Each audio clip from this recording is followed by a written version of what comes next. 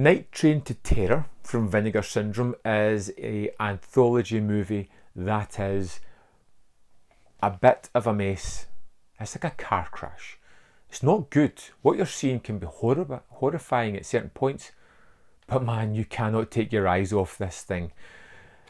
It's all about a kind of wraparound story of this anthology is God and Satan taking a train to the afterlife, I believe, maybe, possibly, it's never explained, and throughout their journey they're going to debate who gets souls of three people, and that's going to be the three stories that are interspersed with this movie.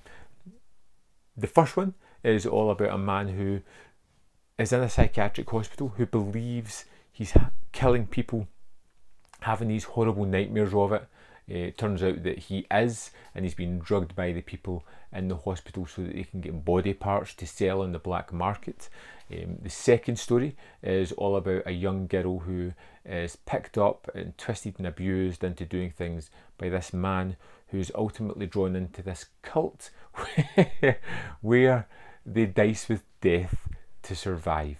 And finally, we have someone who works for Satan in the world, trying to carve up as much souls as he can, trying to warp and damage enough souls that Satan gets more of them. But interspersed in between these stories and the conversations with God and Satan is one of the most bonkers kind of musical numbers that's repeated several times throughout the movie.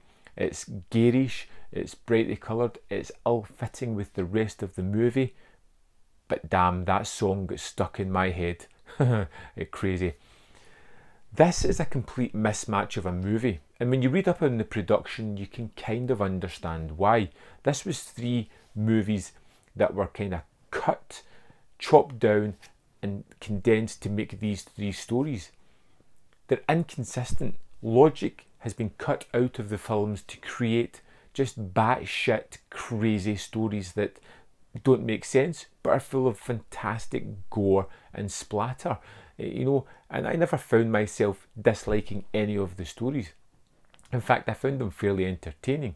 I particularly liked the middle one, which I believe on this disc has a full-length feature version of that story, Greta, and that's one I will definitely check out because I thought that segment was the strongest, the wackiest, the weirdest one that they had. There's stop motion effects in this that are pretty fun. There's plenty of blood and gore. There is that crazy music number, and it's a movie that, like I said, it's not great, but it's not bad enough that you would turn it off. You are glued to this thing. It is captivating. You're wondering what the hell is going to happen next, and that makes it all the more exciting for me. The two bookending stories are fine and interesting enough, but that one in the middle, Greta, about the death cult, I feel I need to go on about that a little bit more because it's just wonderful.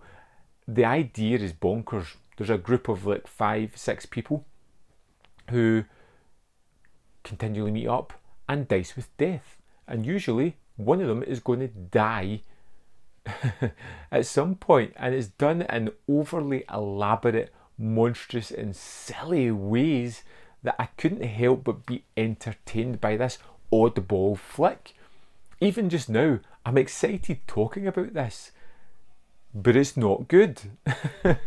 It's utterly bonkers. If you get a chance, check out Night Train to Terror. I don't know what else to say. Let me know in the comment box below your thoughts on the film, and I'll see you next time on Man v Film.